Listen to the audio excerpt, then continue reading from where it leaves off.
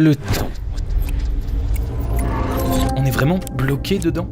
Tout dépend du point de vue, parce que nous autres, les humains, on peut rien faire. Le temps avance tout seul et on est obligé de suivre. On peut pas s'arrêter, encore moins faire demi-tour, ni même voir un peu devant nous, bloqués dans chaque instant, l'un après l'autre. Mais il y a bien un truc qui nous a toujours permis, à nous autres, les humains, de voir des choses que les lois du monde nous refusent. Et récemment, l'art, on a réussi à lui faire manipuler le temps. On a appelé ça le cinéma, ça doit vous dire quelque chose. Et de temps à autre, des mecs ont une idée tellement extraordinaire de cinéma que d'autres mecs se sont obligés d'en parler, même 10 ans après.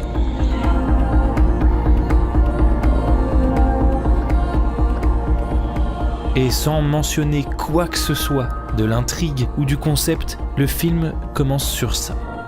I used to think this was the beginning of your story. We are so bound by time. Des images d'une mère et de sa fille qui commence sa vie, qui grandit. Puis, des images d'une mère et de sa fille qui perd la vie. Et j'aimerais que vous vous posiez une question toute simple. Pourquoi êtes-vous certain que cette première scène, elle est dans le passé ? Parce que, spoiler, ce n'est pas le cas, mais ça vous le comprendrez tout à l'heure. Pourquoi naturellement votre cerveau a rangé tout ça dans l'ordre, a mis cette scène avant celle-ci, dans la ligne du temps ? Eh bien parce que c'est comme ça, parce qu'on ne peut pas voir les choses autrement. Sauf que Premier Contact, il ne voulait pas être bloqué dans le temps. Alors, il a créé une expérience unique. Il nous a permis, à nous autres les humains, de voir des choses que les lois du monde nous refusent. Vous savez ce que c'est, ça ? Ils les ont appelés les logogrammes. Des symboles circulaires qui sont le moyen de communication de ces grands machins aliens, les heptapodes. Un langage nouveau, étrange, magnifique. Un langage à déchiffrer qui constitue l'élément central de l'intrigue de Premier Contact. Et quand je dis central, c'est vraiment à la base de tous les embranchements de l'histoire. Car comprendre ces symboles, c'est d'abord comprendre les heptapodes et ce qu'ils veulent nous dire. Mais c'est surtout se mettre progressivement à penser comme eux, et par extension, à voir le monde comme eux. If you immerse yourself into a foreign language, that you can actually rewire your brain. Hypothesis. C'est là toute la théorie du roman que le film a adapté, Story of Your Life, de Ted Chiang, un ouvrage brillant qui a permis à Denis Villeneuve d'utiliser tout aussi brillamment le cinéma pour mettre tout ça en images. Deuxième fois qu'on parle de lui sur cette chaîne, et peut-être pas la dernière, vu le sans faute qu'est sa carrière. Ce livre et ce film, il raconte l'histoire de Louise, linguiste engagée par le gouvernement pour essayer de comprendre les intentions de cette nouvelle forme de vie. Une forme de vie qui n'a visiblement rien à voir avec la nôtre.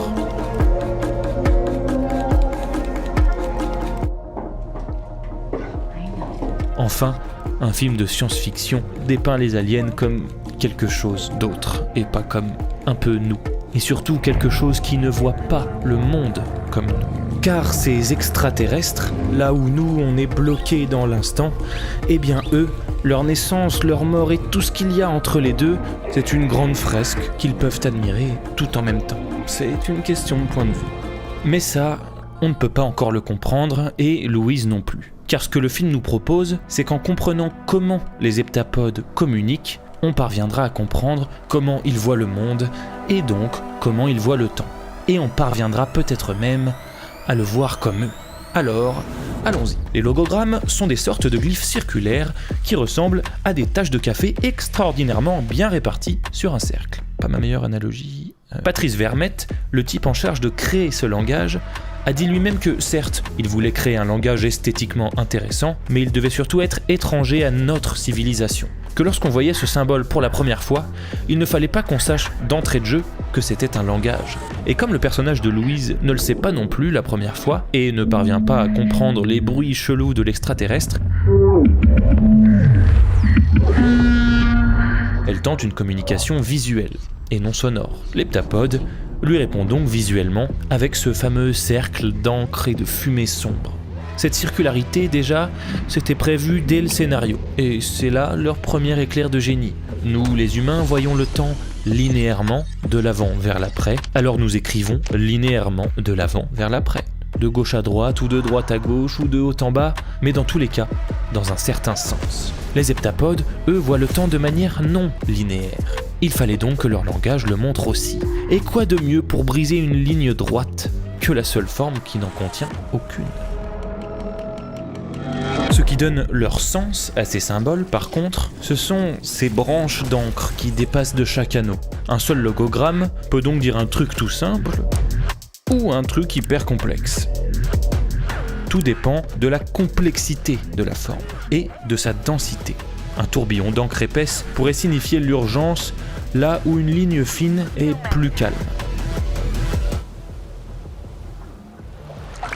Un nouveau et un magnifique langage, donc, qui n'a vraiment aucun rapport avec le nôtre. Mais nous, est-ce qu'on n'aurait pas aussi un langage à comprendre ? Louise, au cours du film, va réussir à percevoir le temps différemment, car petit à petit, elle va comprendre comment son interlocuteur communique et pense. Alors elle va commencer à expérimenter le temps comme eux, comme un tableau où on peut tout voir en même temps. Sauf que nous, notre interlocuteur, ce n'est pas un heptapode, c'est un film. Et le langage des films, c'est pas des taches d'encre en forme de cercle, c'est le montage. Car si les plans sont des lettres, c'est au montage d'en faire des phrases, des paragraphes, des chapitres, et à la fin, des films. Et un film, comme n'importe quel ouvrage, ça a un point de vue. Il peut être omniscient, partagé, tout ce que vous voulez. Mais ici, il est focalisé en un point, une singularité, une personne. Une personne au travers de laquelle nous expérimentons tout. Et le montage de Premier Contact, son but, c'est de nous faire vivre l'histoire de Louise comme elle la vit. Alors son histoire, nous allons la vivre comme elle, tout en même temps. Au début sans le comprendre, en suivant la grammaire du cinéma qu'on connaissait jusque-là. Une scène puis une autre, elles doivent forcément se répondre. Alors forcément la première se passe avant l'autre, non ? Non. Et plus le personnage progresse dans sa compréhension du temps, plus ces images fugaces, vous vous souvenez au début de cet enfant qui grandit, vont arriver dans son esprit et devant nos yeux. La ligne du temps se scinde, se contracte, se plie.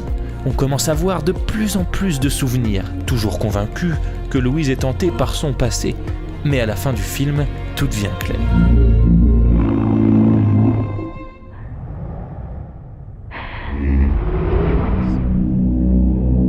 Cet enfant qu'on voit n'a jamais encore existé. Et le film savait parfaitement ce qu'il faisait. Il a utilisé cette grammaire du flashback qui est ancrée dans nos esprits par toutes ces années de cinéma et surtout d'anime japonais pour nous faire croire que tout ça c'était dans le passé. Et instinctivement, on plonge dans le panneau. Sauf que non, tout ça, c'était l'avenir, le passé et le présent. Nous aussi, comme Louise, on a l'espace d'un instant, ou plutôt de 2 heures, vécu tout ça en même temps. Alors ces 2 scènes qui ouvraient le film, elles étaient plutôt disposées comme ça, sur la ligne du temps, telle que nous autres les humains, on la voit du moins. Car cet enfant que Louise attend, eh bien oui, il n'est pas encore né, il est sur le point d'arriver. So, Hannah, this is where your story begins. Enfin, pas encore sur le point de... Ça dépend du point de vue.